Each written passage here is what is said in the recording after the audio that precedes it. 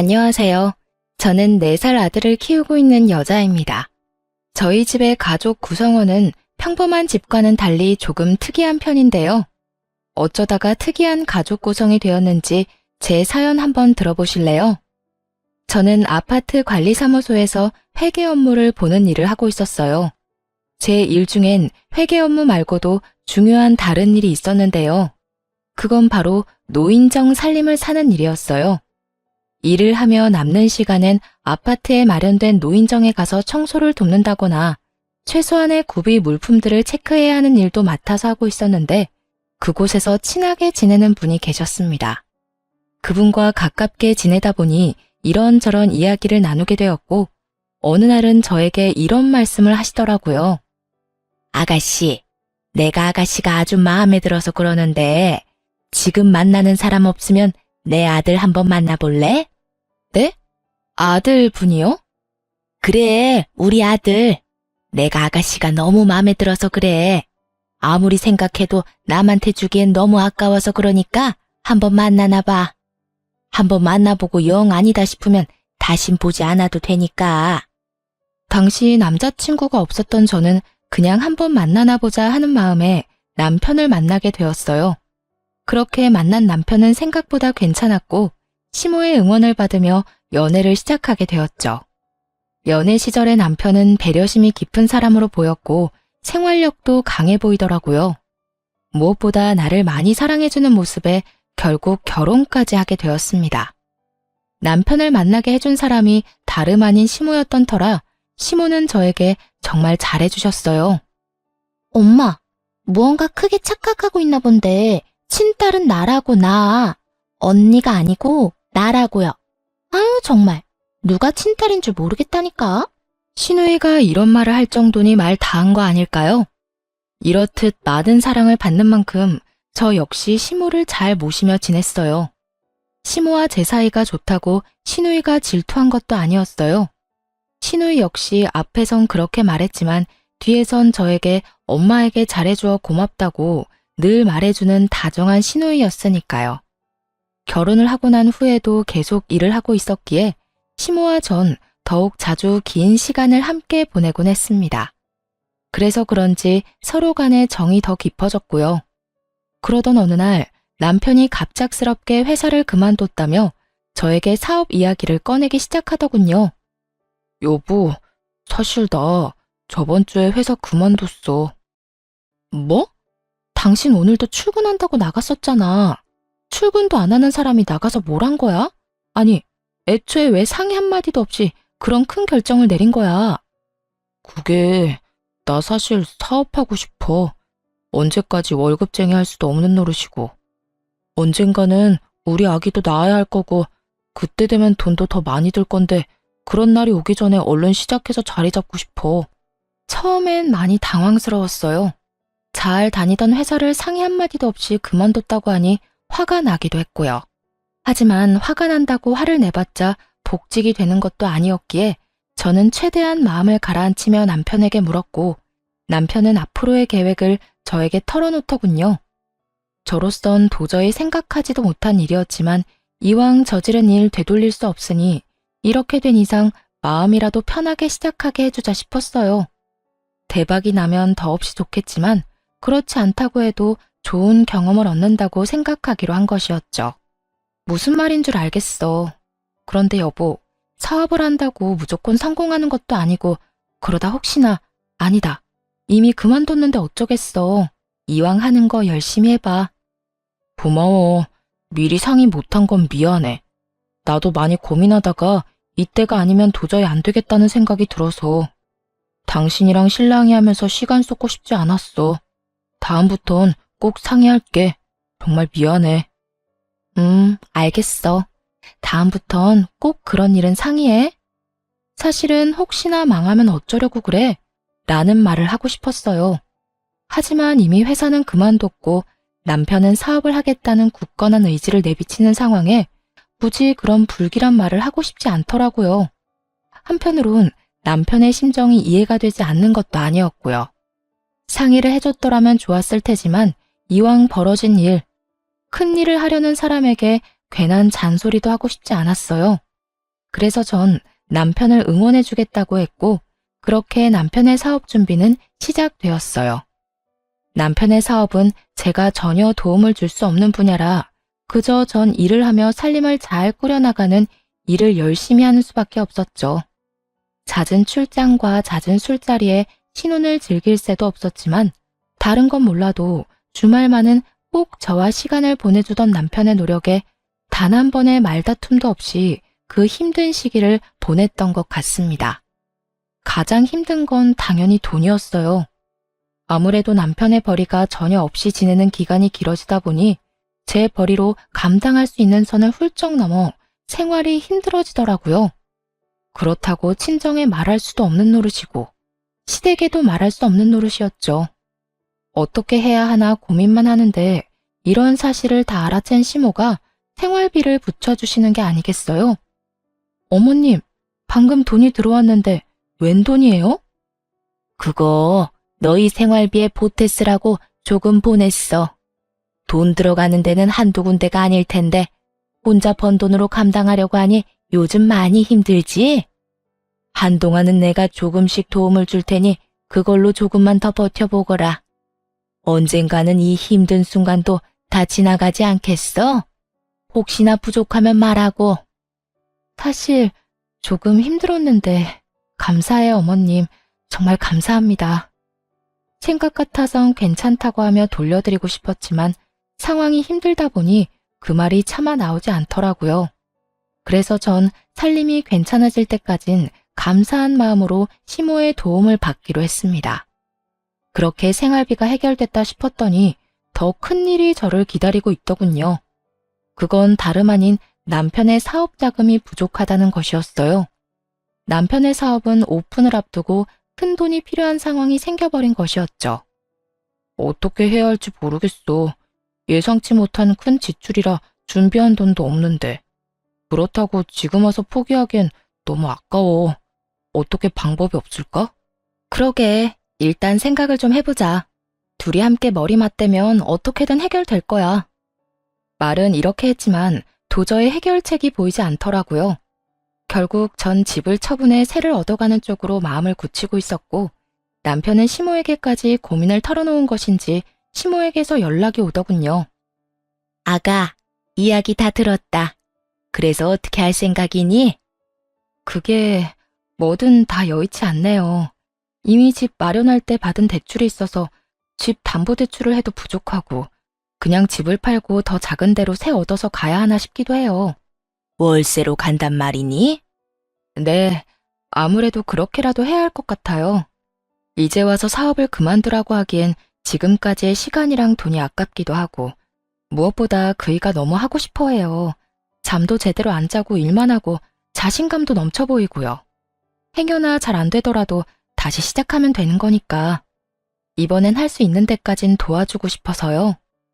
제 말을 들은 시모는 생각에 잠긴 듯 뜸을 들인다 싶으시더니 이내 조심스럽게 말을 꺼내기 시작했어요.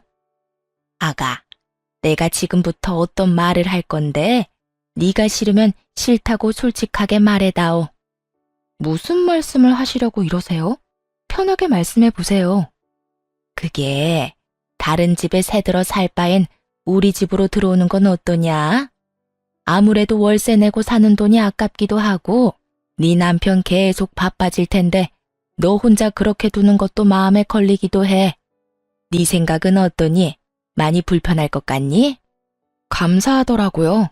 그렇지 않아도 월세를 내는 것이 아깝기도 한 상황이었는데 먼저 나서 집으로 들어오라고 해주시니 참 감사하면서도 죄송했어요. 시모의 말에 저는 재빠르게 감사의 마음을 전하며 그렇게 하겠다고 했습니다. 아니요, 저는 너무 좋아요. 어머님, 너무 감사해요. 저희가 들어가면 불편한 점이 한둘이 아닐 텐데 괜찮으실까요? 그럼 괜찮고 말고.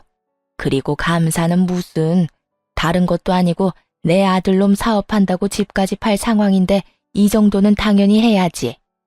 생각 같아선 돈으로 도와주고 싶다만 나도 지금은 다 묶여 있어서 그럴 여유는 없구나. 그리고 네가 불편할까봐 걱정인 게지. 난 너랑 사는 거 불편하지 않아. 오히려 좋은걸? 그러니까 내 걱정은 말고 너만 괜찮다면 함께 살자꾸나. 그리하여 저흰 집을 처분하고 시댁으로 들어가게 되었고 시모 역시 가지고 있던 자금 조금을 남편에게 주게 되었죠. 자금이 해결되고 나니 남편은 더욱 바빠지기 시작했고 저는 시모와 더 많은 시간을 보내며 더욱 두터운 정을 쌓아가고 있었어요. 그렇게 3년이란 시간이 지났고 그 사이 남편의 사업은 자리를 잡게 되었습니다. 사업이 안정되니 그만큼 벌이도 좋아졌고 생활비를 넉넉하게 주니 여유로운 생활이 가능해졌죠. 그런 상황에서도 분가는 생각하지도 않았었는데 그 이유는 무엇보다 시모와 지내는 시간이 너무 좋았기 때문이었어요. 평일엔 바쁜 남편을 대신해 시모와 데이트를 하기도 했고 주말엔 세 사람이 외식을 하는 그 시간이 너무 행복하더라고요. 그래서 전 분가는 생각지도 않고 지내게 되었고 행복하게 지내던 어느 날 임신 사실을 알게 되었습니다. 어머님, 저 임신했어요. 오늘 병원 다녀왔는데 6주 됐다고 하더라고요. 뭐? 그게 사실이야? 고생했다, 고생했어. 그래서 요즘 계속 피곤해 보였나 보다. 그런데 혼자 병원에 다녀온 게야? 같이 가자고 했어야지. 왜 혼자 간 거야? 혹시나 아니라고 하면 어머님 너무 실망하실까 봐요. 이럴 줄 알았으면 같이 갈 거 그랬나 봐요. 심장 소리 듣는데 남편보다 어머님 생각이 더 많이 나는 거 있죠? 어머, 심장 소리도 들었니? 다음엔 나도 꼭 데리고 가주렴. 아범은 알아? 네, 오는 길에 통화했어요. 오늘 일찍 들어온대요. 그래, 아주 축하할 일이야. 다시 한번 고생했어, 우리 며느리. 제 임신 소식에 저보다 더 기뻐하는 시모를 보며 제가 다른 건 몰라도 정말 시집 하나는 잘 왔구나 하는 생각마저 들더라고요. 그렇게 저는 더욱 단란한 시간들을 보내게 되었어요. 하지만 어느 가정이나 조금씩의 문제는 다 있듯이 저희 가정에도 조금의 문제는 있었습니다. 그건 다름 아닌 남편이었는데요. 사업이 잘 풀려 여유로운 금전적인 생활과는 달리 남편은 계속 바빴고 그나마 주말엔 무조건 가족과 시간을 보내주던 남편은 어느 순간부터 그 시간마저도 가정에 양보하지 않더라고요. 사업이 잘 되면 잘 될수록 남편은 주말조차도 일을 한다며 집을 비우는 일이 허다했으니까요. 전 그때까지도 남편이 허튼 짓을 한다고 생각은 전혀 하지 못한 상태였어요. 심지어 제가 임신까지 했으니 그런 쪽으론 전혀 생각지도 못하고 그저 남편을 믿고 아기를 잘 지키는 일에 온 신경을 쏟고 있던 때였어요. 지금 생각하면 제가 참 안일하다 싶기는 한데 그땐 전 미련스럽게도 남편은 믿어 의심치 않았죠. 하지만 이런 저와는 달리 시모는 외박이 잦아지는 남편이 신경 쓰였는지 어느 날은 남편을 불러앉혀 이런 말을 하기 시작하더라고요. 아범, 너 요즘에 왜 이렇게 외박이 잦아? 일이 그렇게 바쁜 게야? 그저 평범한 물음이었지만 시모의 눈빛과 목소리의 톤은 전혀 그렇지 않았습니다. 그게 뭐든 다 꿰뚫고 있다는 눈빛과 꽤 화가 났지만 애써 담담하게 누르고 있는 목소리에 저마저도 압도될 것만 같더군요. 네, 어머니. 일이 안정되긴 했는데 유지하려니까 더 바빠지는 것 같아요. 직원한테 맡기는 것도 한계가 있고 무엇보다 제가 다 확인해야 마음이 편하기도 하고요. 남편은 재빨리 자신의 입장을 설명하며 이때껏 가정의 소홀한 이유를 설명했지만 그것으로 시모의 언짢음은 풀릴 기미가 보이지 않았어요. 아무리 그렇다고 한들 잠은 집에 와서 자거라. 몸 상하는 것도 걱정이지만 네 아내 생각도 걱정이야. 신혼 때부터 지금까지 사업한다는 이유로 가정에 너무 소홀하지 않니? 돈 잘 벌어다 주는 게 다가 아니다. 집에서 가족들하고 시간을 보내야 할 것 아니니? 내가 혜정이랑 결혼한 것도 아니고 남편이랑 보내는 시간보다 시험이랑 보내는 시간이 더 많다는 게 말이 된다고 생각해? 죄송해요. 앞으로 집에 신경 더 쓸게요. 시모의 조용한 핀잔에 남편도 조금은 반성하는 듯 했지만 시모는 그런 남편을 한 번 더 밀어붙이더군요. 나한테 죄송할 게 아니라 네 집사람한테나 미안하게 생각해. 네 일이 누구 덕에 잘 되는지 늘 생각하고 네 집사람한테 고마워하란 말이다. 이제 애도 태어날 건데 어느 정도 자리 잡았으면 욕심 그만 부리고 일보단 가정에 좀 신경 쓰고. 네, 어머니. 여보, 미안해. 앞으로 내가 집에 신경 좀 더 쓸게. 저도 내심 섭섭했던 터라 시모의 이런 조언과 핀잔이 얼마나 고마웠는지 모릅니다. 한 차례 작은 폭풍이 지나고 난 후 남편은 다시 가정에 신경 쓰며 노력했어요. 외박을 하긴 했지만 될 수 있으면 집에서 자려고 노력하더군요. 그렇게 시간은 흘러 출산을 앞둔 어느 날, 남편은 한동안 가지 않던 지방으로 출장을 가게 되었고, 전 집에서 시모와 함께 시간을 보내고 있었습니다. 그런데 갑자기 배가 아파지더니 양수가 터져버렸어요. 시모와 전 급하게 병원에 가게 되었고, 7시간의 산통을 맛보고 세상에서 가장 귀한 아들을 품에 안게 되었습니다. 지방에서 오기에 충분한 시간인데도 불구하고 출산을 하고 병실로 옮겨져 어느 정도 정신을 차릴 때까지도 남편은 오지 않더라고요. 어머님, 아직 안 왔어요? 응, 이 녀석 전화도 받지 않는구나. 내 이 녀석을 그냥 금방 온다고 한 지가 언젠데 아직까지 소식도 없는 게야. 오기만 해. 내가 이 녀석 가만두지 않을 거니까. 어머님, 진정하세요. 오고 있는 중이겠죠. 운전 중이라 전화 못 받는 걸 거예요. 처음엔 전화를 받았던 남편은 어느 순간부턴 전화조차 받지 않고 있었고, 시모는 머리끝까지 화가 나 노발대발 난리가 날 직전이었어요. 저 역시 남편에게 섭섭한 마음이 들긴 했지만 시모가 저렇게 화를 내니 같이 화를 낼 순 없는 노릇이었죠. 시모는 쉴 새 없이 남편에게 전화를 하고 있었고, 그런 시모는 친정 부모님까지 나서 진정시키기 시작했어요. 사돈, 우리 사위 열심히 오는 중일 겁니다. 그러니 이제 그만 전화하시고 조금 앉으세요. 아까부터 계속 서 계셨잖아요. 이러다 방금 출산한 저희 딸 옆에 사돈까지 누우실까봐 제가 걱정이 다 됩니다. 그래요, 사돈. 가까운 곳도 아니고 지방에서 일 보다가 오는 길이라고 하니 좀 더 걸리나 봅니다. 그러니 진정하시고 좀 앉으세요. 조금 쉬시다가 우리 손주 보러 가셔야지요. 이렇게 부모님까지 말리고 나서자 시모는 남편을 대신해 다시 한번 미안하다는 말을 전하며 애써 화를 누르는 듯 했어요. 지금 보러 가셔도 될 거예요. 다들 눈에 넣어도 안 아픈 손주 보시고 집에 가셔서 쉬세요. 전 혼자 있어도 돼요. 아니야. 내가 아범 올 때까지 곁에 있으마. 먼저 들어가 보세요. 제가 제 아들놈 올 때까지 여기 있을게요. 아무래도 그래야 제 마음이 편할 것 같습니다. 시모의 말에 친정 부모님은 내일 다시 오겠다고 하며 돌아가셨고, 시모는 그런 부모님을 배웅하고 오겠다며 병실을 나섰어요. 그때까지만 해도 남편이 금방 올 줄 알았기에 마음 편하신 대로 하라고 했던 것인데, 금방 오겠다고 하던 남편은 아무리 기다려도 오지 않았고, 날을 넘긴 새벽녘에서야 모습을 드러내더군요. 조용히 그리고 조심스럽게 문을 열고 들어오던 남편을 본 시모는 그 자리에서 벼락 같은 호통을 치며 화를 내기 시작했어요. 너 이 녀석! 금방 온다는 녀석이 이제서야 와? 네가 그러고도 남편인 게야.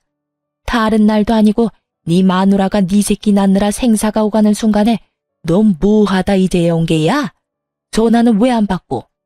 그딴 식으로 전화 다 무시할 거면 전화기는 왜 들고 다니는 게야? 시모의 호통에 남편은 고개를 푹 숙이더니 변명을 해대기 시작하더군요. 그게 전화 받고 급하게 오는 길에 졸음운전을 했어요. 그동안 피로가 쌓이긴 했는지 마음은 급해 죽겠는데 그 와중에 살짝 존 모양이더라고요. 전 그냥 눈만 감았다 떴는데 앞에 화물차가 서 있는 걸 보고 이대로는 안 되겠다 싶어서 쉼터에서 잠시 눈만 붙이고 출발한다는 게 이렇게 늦었어요. 죄송해요. 미안해 여보. 내가 참 너무 미안하다.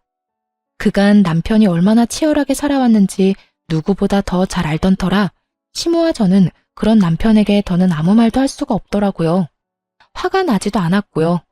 물론 섭섭한 마음이야 있었지만 이렇게 무사히 온 것만 해도 다행이라고 생각하며 앞으론 태어난 아들과 함께 더 큰 행복이 가득한 날이 기다리고 있을 거라 믿어 의심치 않았습니다. 하지만 이런 제 확신을 비웃기라도 하는 듯 남편은 가정에 더욱 소홀해지더군요. 저에게도 더는 다정하게 대하지도 않았고요. 심지어 아들에게마저도 애정이 없는 남편을 보며 참 생각이 많아지더군요. 그렇게 생각은 많아지고 남편에 대해 다시 생각해보게 되던 어느 날, 일은 터지고야 말았습니다. 그날도 아기가 있는 집은 다들 그렇듯 아들의 울음소리로 시끄러웠고, 전 그런 아들을 달래며 불편한 것이 무엇인지 찾고 있었어요.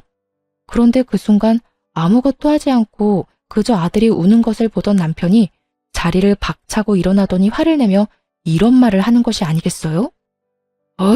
시끄러워. 도저히 시끄러워서 집에선 쉴 수가 없어. 시끄럽다니. 당신 자식 우는 소리를 시끄럽다고 하면 어떻게 해? 그리고 아기가 우는 게 당연하지. 매번 생글생글 웃기만 하면 그게 정상이야? 그거야말로 이상한 거라고. 우는 건 아기들이 하는 일종의 표현이야. 아무리 그래도 너무하잖아.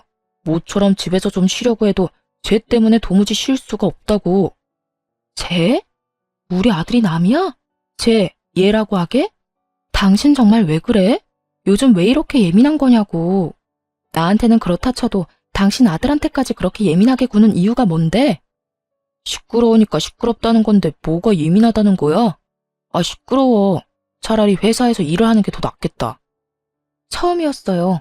남편과 언성을 높여가며 싸운 일 말이에요. 저는 화를 내는 남편이 도저히 이해가 되지 않았어요. 우는 소리가 시끄럽고 듣기 싫을 수는 있다고 하나 아기 우는 것은 당연하였고 남도 아닌 자기 자식인데 저렇게까지 예, 제 하며 화를 낼 일은 아니라고 생각했으니까요. 여기까지만 해도 이해가 되지 않는데 남편은 기어코 짐까지 싸 회사에서 지낸다며 집을 나가버리더군요. 그런 남편을 시모가 붙잡아 이야기를 나누어 보려고 했지만 시모의 말도 무시한 채 그대로 집을 나가버리더군요. 너 지금 이게 뭐 하는 짓이야? 승준이가 남의 새끼야? 어떻게 네 새끼한테 그딴 식으로 굴 수 있단 말이야? 그리고 네 마누라한테는 어떻고? 네가 이렇게까지 잘된 게 누구 덕인데? 제가 잘된 건 제가 죽을 만큼 노력했기 때문이에요. 그 누구의 덕도 아닌 다 제가 노력한 만큼 잘된 거라고요. 그러니까 어머니도 그만 좀 하세요. 저도 좀 쉬고 싶다고요. 평소 시모의 말이라면 끔뻑 죽던 남편이었는데 시모에게 고함을 치며 화를 내더군요.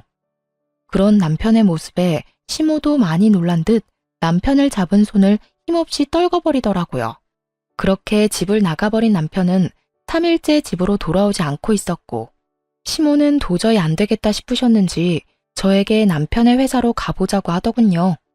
저 역시 가만히 손 놓고 있을 문제는 아니라고 생각했던 터라 아들을 친정에 맡기고 함께 회사로 가게 되었죠. 남편의 회사로 찾아가니 남편이 자리에 없어 직원에게 물어보니 아마 회사 근처 고급 일식당에 있을 거라고 하더군요. 식사 시간이 아닐 때라 조금 의아하긴 했지만 저와 시모는 일단 식당으로 가게 되었죠. 혹시나 거래처 사람을 만나 중요한 이야기를 나누고 있으면 어떻게 하지? 하는 우려와 함께 말이죠. 하지만 이런 저의 우려와는 달리 룸에서 나오는 남편의 곁엔 젊은 여자가 자리하고 있더군요. 남편은 다른 여성과 어깨를 두르고 있었고 그 여성은 남편의 품에 기대며 치맛자락을 정리하면서 룸에서 나오고 있었습니다. 더 충격적인 건 상간녀의 정체였습니다. 사업이 자리를 잡고 바빠질 시기에 제가 면접을 직접 봐서 뽑았던 30대도 되지 않은 격리 겸 비서였기 때문이었죠. 제 손으로 남편의 상간녀가 될 사람을 회사에 넣었다니 충격이 클 수밖에 없었죠. 오빠, 이제 회사 들어가야 하는 거야?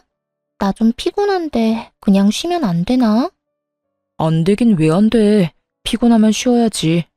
집에 데려다 줄 테니까 집에서 좀 쉬고 있어. 급한 일만 마무리하고 갈 테니까. 정말?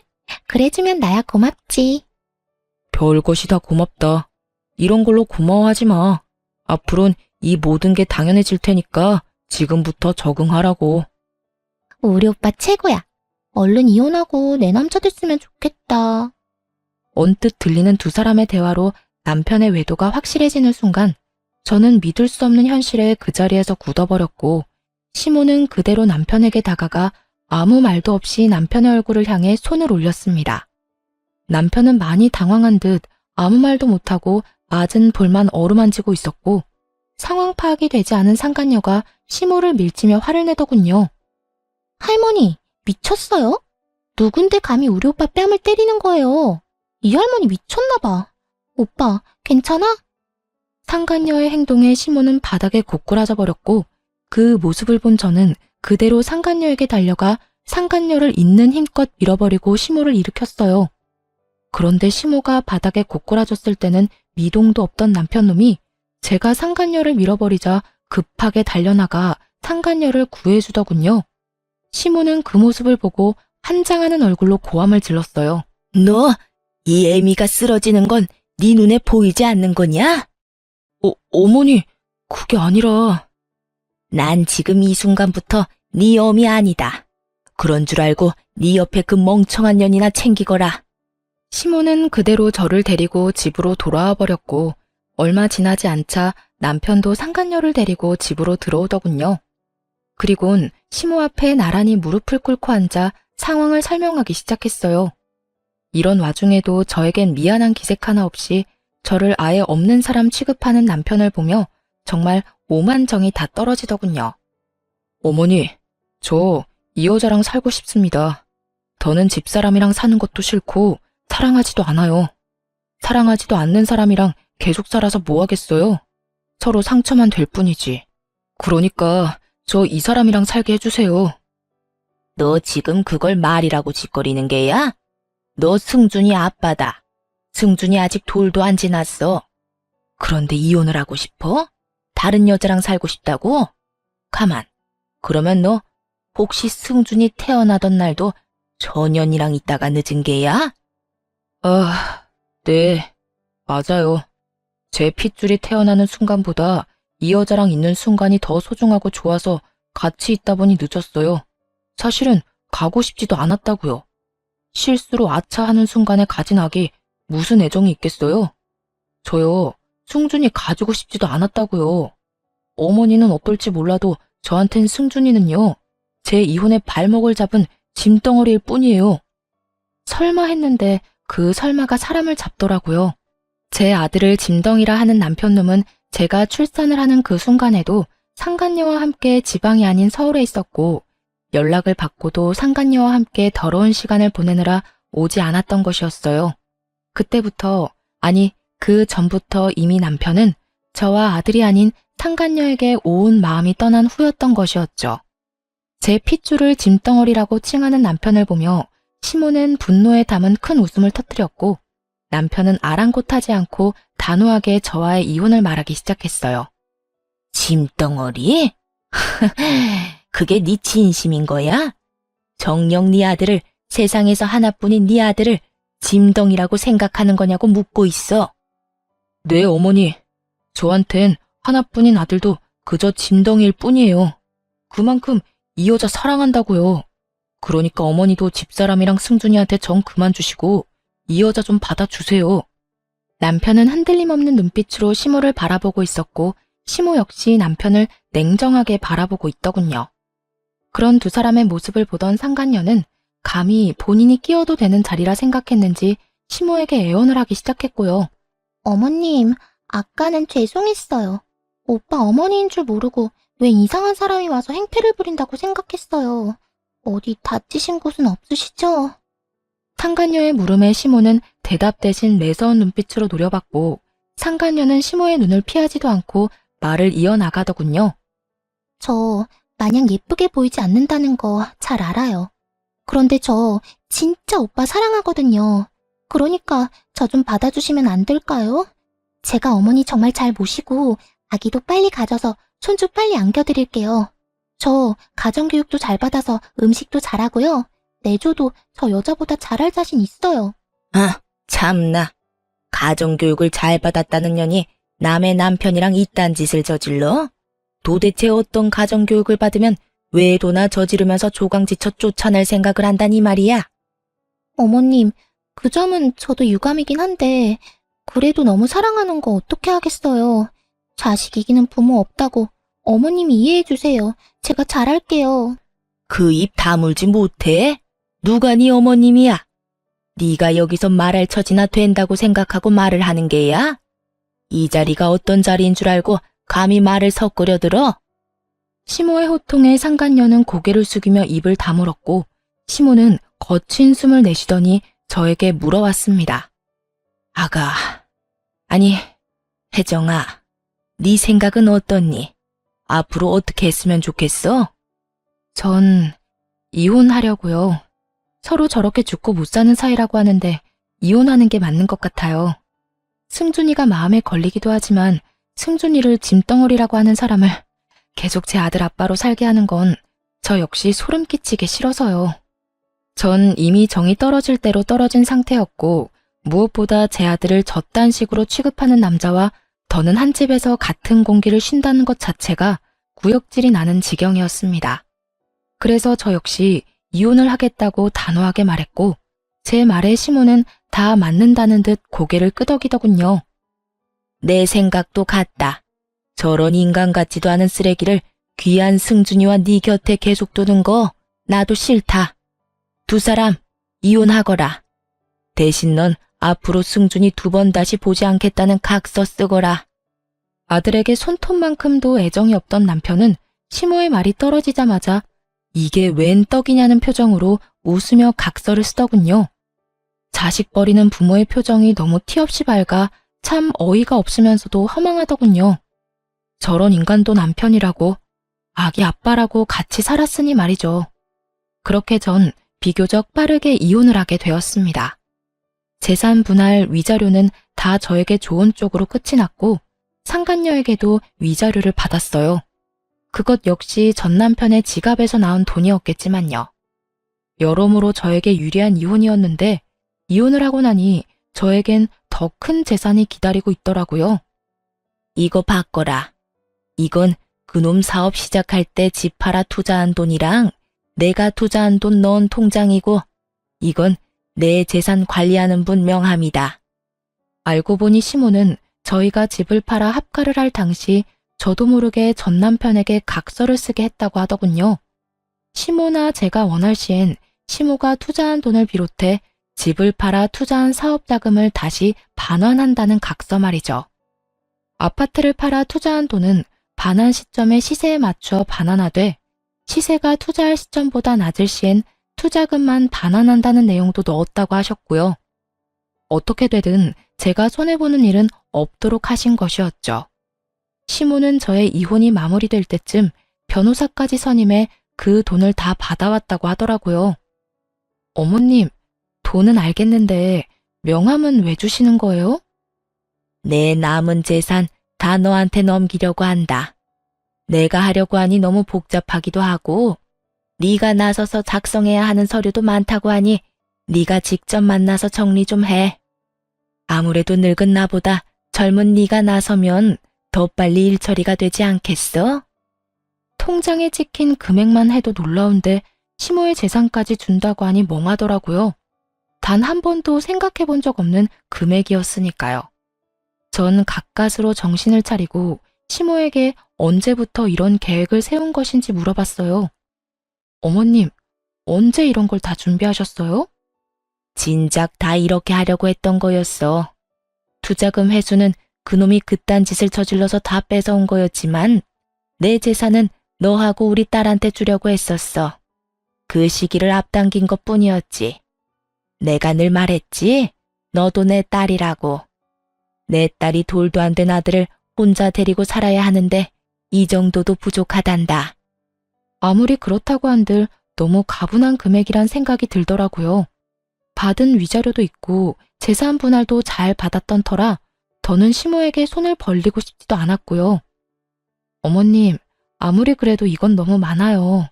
전 아파트 처분한 돈 중에 제 몫만 나눠받아도 충분해요. 나머진 어머님 노후자금 하세요.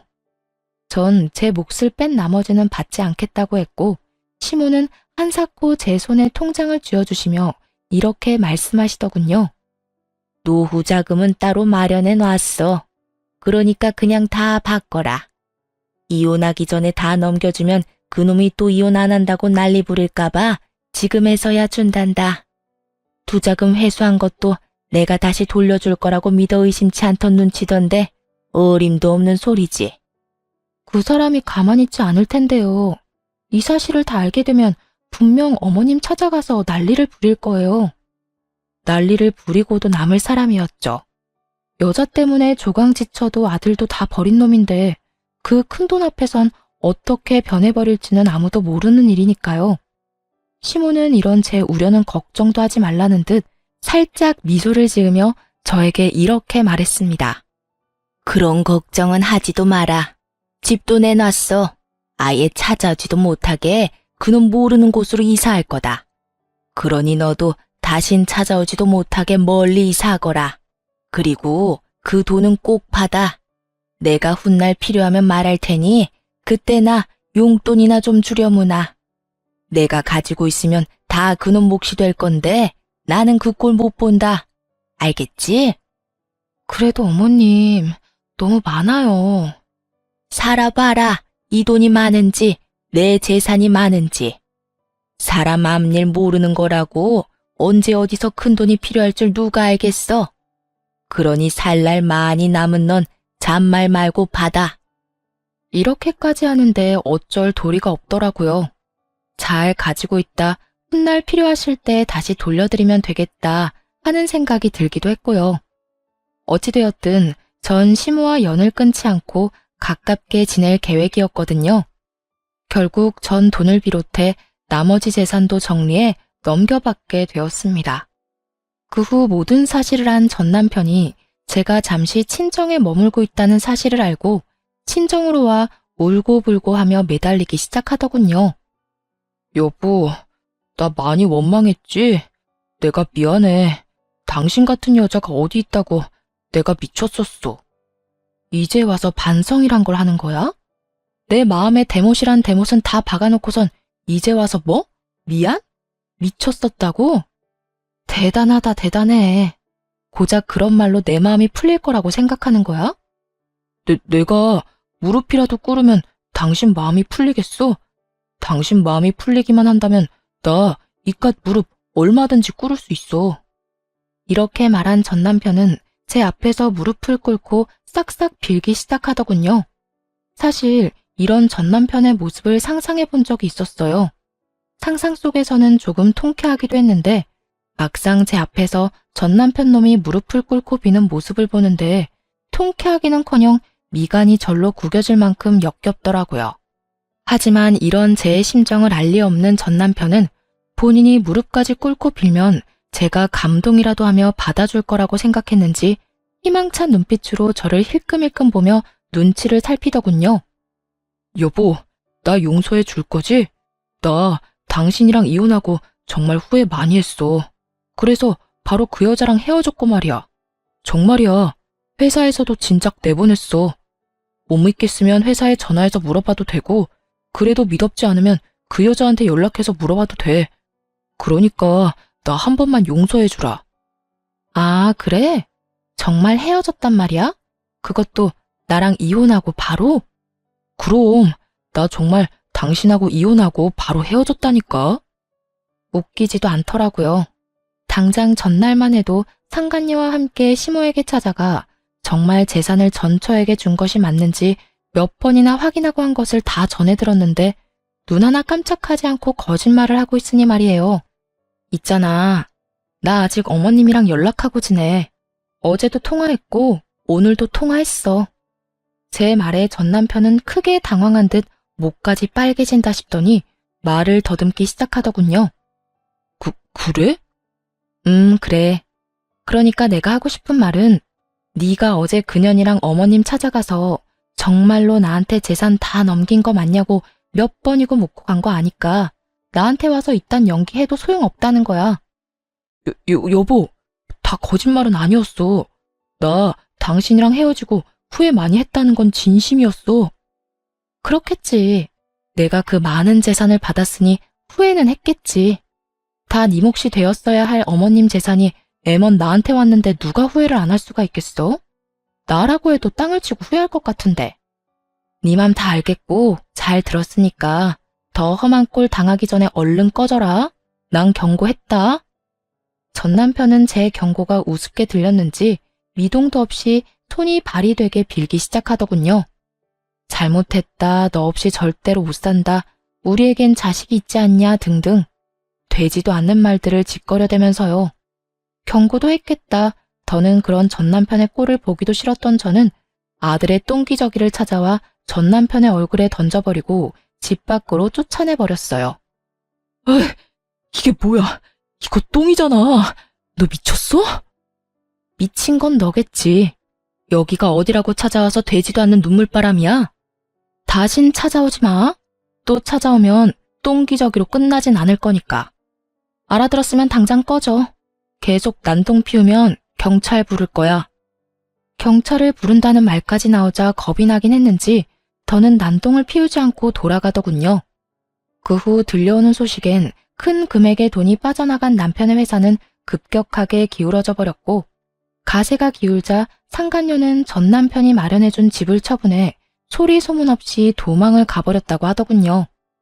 전 남편은 회사를 다시 일으켜 세우기 위해 신우이에게 연락해 시모를 백방으로 찾으려 노력했지만 신우이 역시 전 남편을 차단해버렸다고 하더군요. 모든 태풍이 지나가고 지금의 저는 누구보다 잘 살고 있습니다. 시모와는 가깝게 살고 지내다 신우이가 먼 곳으로 시집을 가는 바람에 친정에서 가까운 곳으로 집을 얻어 시모와 함께 살고 있어요. 처음 제가 시모에게 함께 살자고 했을 때 시모는 한사코 안 된다며 거부를 하셨었어요. 어머님, 이제 저랑 승준이랑 같이 살아요. 혼자 승준이 키우기 너무 힘들어서 어머님 도움이 절실하다고요.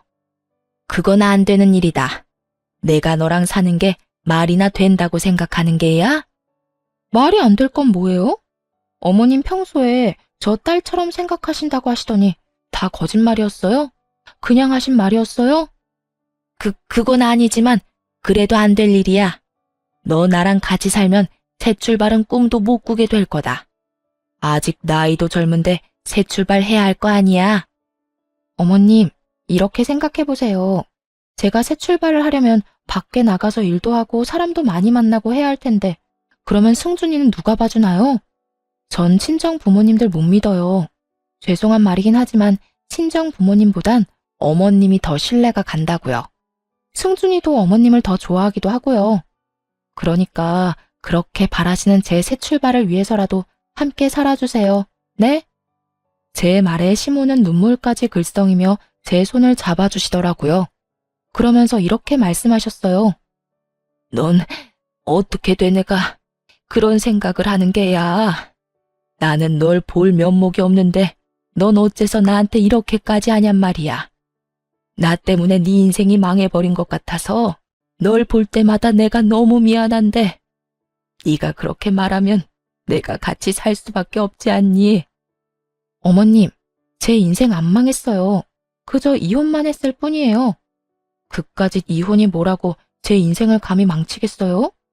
그리고요, 이혼은 했지만 엄마 같은 어머님도 제 곁에 계시게 됐고 무엇보다 우리 승준이를 얻게 되었잖아요. 그거면 됐어요, 전. 그러니까 저랑 같이 살아주세요. 제가 정말 마음이 편치 않아서 그래요. 고맙다, 고마워. 아니에요. 제가 더 감사해요. 시모는 끝까지 우기고 드는 제 뜻을 결국 받아주셨고 결국 저희 집 가족 구성원은 시모와 저 그리고 아들이 되어버린 것입니다. 조금은 특별한 가족 구성원이 된 지도 꽤 시간이 흘렀네요. 잘 먹고 잘 우는 것이 일이던 제 아들은 벌써 4살이 되었거든요. 다행스럽게도 아들은 아빠의 빈자리가 느껴지지 않을 만큼 밝고 사랑스럽게 자라고 있어요. 시모와 전 여전히 사이가 좋고 요즘엔 어머님이란 호칭 대신 엄마라는 호칭으로 부르고 있을 만큼 더욱 가깝게 지내고 있답니다. 처음 엄마를 모시고 산다고 했을 때 친정 부모님께서 선뜻 그렇게 하라고 하신 것은 아니었어요. 하지만 엄마가 저에게 어떻게 하는지를 누구보다 가까이에서 봤던 터라 짧은 고민 후 저의 뜻대로 하라고 해주시더라고요. 지금은 저희 관계를 인정해 주시는 것을 넘어 함께 시간을 보내는 일도 많아요. 이렇듯 저는 특별한 가정 속에서 행복한 삶을 보내고 있습니다. 앞으로도 저는 특별한 인연으로 생긴 엄마와 함께 아들을 잘 키우며 행복하게 살아가 보려고요. 제 사연은 여기서 끝이 났습니다. 긴 저의 과거 이야기를 들어주신 모든 분 감사드립니다.